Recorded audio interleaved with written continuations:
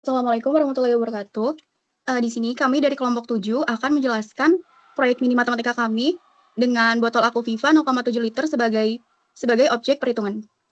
Langsung aja, sebagai pembuka, saya Kayla Siti Fauzia dengan NIM 1672538 akan menjelaskan tujuan dari proyek kami. Tujuan yang pertama itu menentukan fungsi matematika yang dapat merepresentasikan bentuk botol Aquaviva 0,7 liter.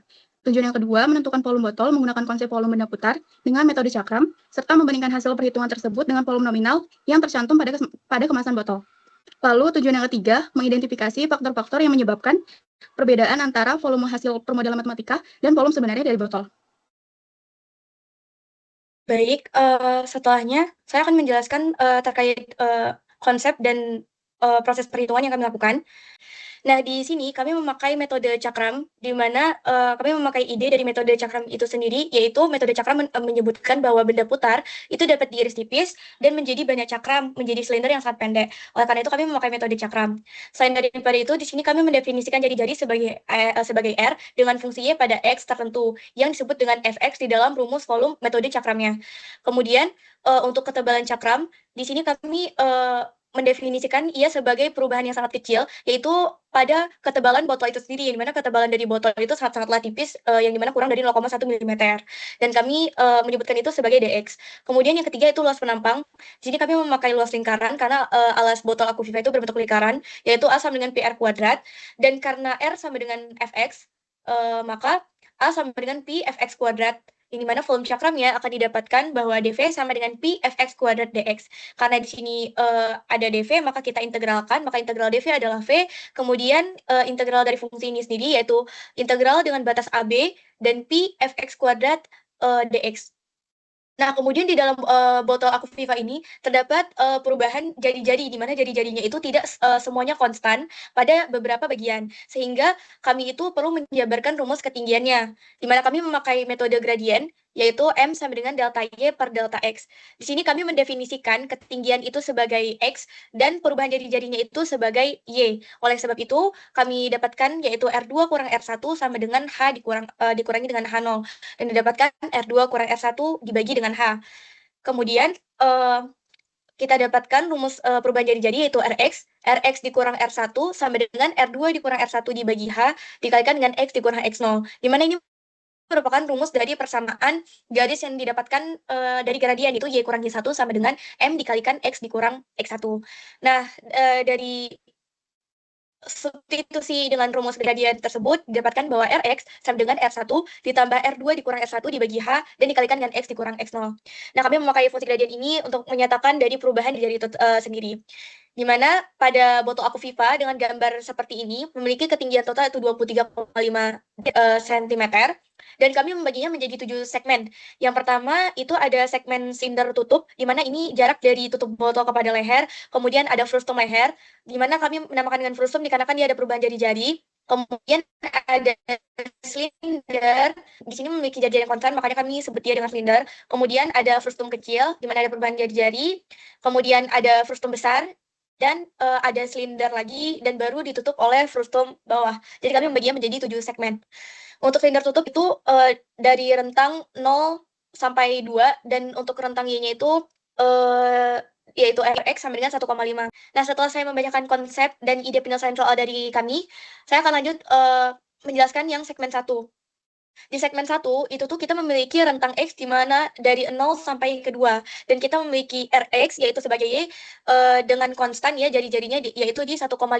Sehingga kita dapatkan V1 sama dengan Pi integral dari 0 sampai 2, 1,5 kuadrat dx. Sehingga V1-nya itu Pi dikali 2,25 dan dikali 2, dan dapatkan dengan volume 1 yaitu 14,14 R pangkat 3. Selanjutnya ada saya Putra Hidayat Kurniawan dengan NIM 167-25053. Di sini akan menjelaskan segmen 2 yaitu frustum leher dari botol. Di sini ada X-nya berada di rentang 2 sampai dengan 7, kemudian rentang dari Rx-nya dari 1,5 sampai 3,5. Kemudian kita masukkan ke dalam rumus Rx yang sama dengan R1 ditambah R2 dikurangin R1 per H dikali X min X0. Yaitu 1,5 ditambah 3,5 dikurangin 1,5 per 5 dikali X min 2.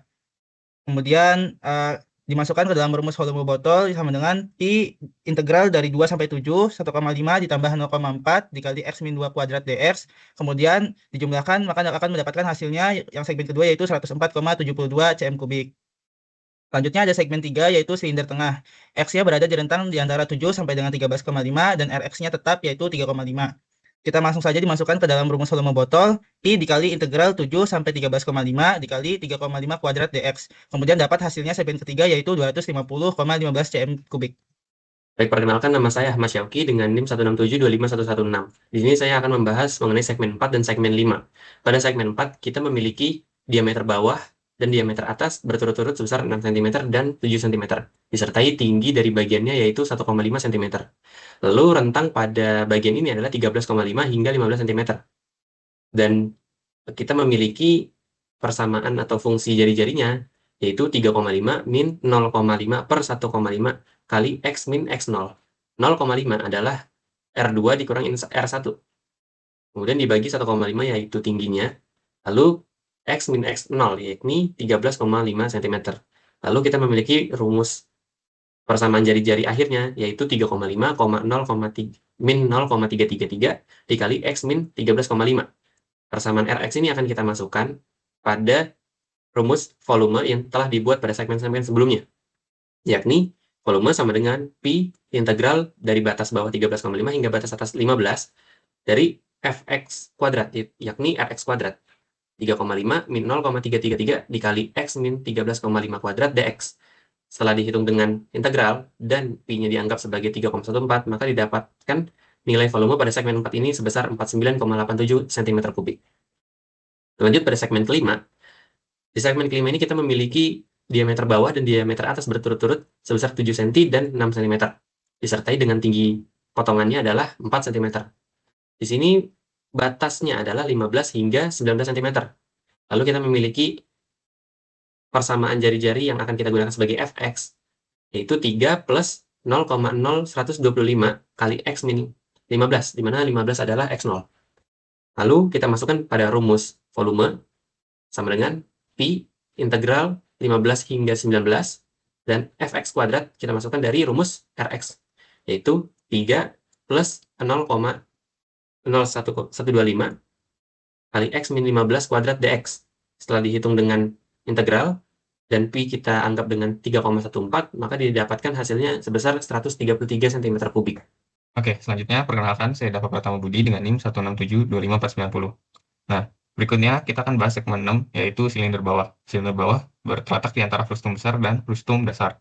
Nah, di sini kita temukan bahwa rentang X-nya itu berada di antara 19 dan 22, serta rentang Y-nya ada di 3,5. Nah, jika kita integralkan kedua nilai tersebut, maka ditemukan bahwa volume dari segmen 6 adalah 115,45 cm kubik. Nah, berikutnya kita berpindah ke frustum dasar atau segmen 7. Nah, di segmen terakhir ini, kita temukan rentang X-nya dari 22 sampai 23,5 dan rentang Y-nya sebesar 3,5 sampai 3. Lalu, dari nilai-nilai tersebut kita masukkan ke dalam persamaan dan setelah diintegralkan, kita mendapatkan nilai sebesar 46,24 cm kubik untuk volume segmen 7. Nah, untuk masing-masing volume tersebut kita gabungkan dari segmen 1 hingga segmen 7 dan kita mendapatkan volume total sebesar 712,26 cm kubik atau 712,26 ml.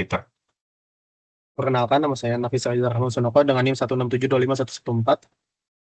Berdasarkan perhitungan, diperoleh galat absolut sebesar 12,26 ml dari selisih antara volume sebenarnya, yaitu 700 ml, dan volume hasil hitung. Galat relatif yang dihasilkan adalah 1,75%, sehingga dapat disimpulkan bahwa hasil pengukuran cukup akurat karena nilai galatnya relatif kecil.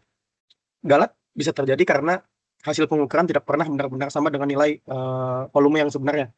Pada perhitungan ini, galat mungkin bisa diperoleh dari keterbatasan alat ukur, kesalahan pembacaan atau human error, lalu pembulatan angka, dan ketidaksempurnaan kondisi pengukuran.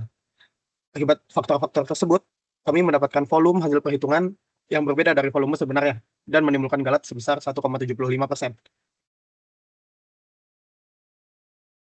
Dengan demikian, perhitungan dan analisis galat yang telah kami lakukan yang menunjukkan hasil cukup kecil dan diharapkan ke depannya penelitian dapat ditingkatkan dalam pengukuran galat. Kami dari kelompok 7, terima kasih. Wassalamualaikum Wassalamualaikum warahmatullahi warahmatullahi warahmatullahi wabarakatuh. wabarakatuh.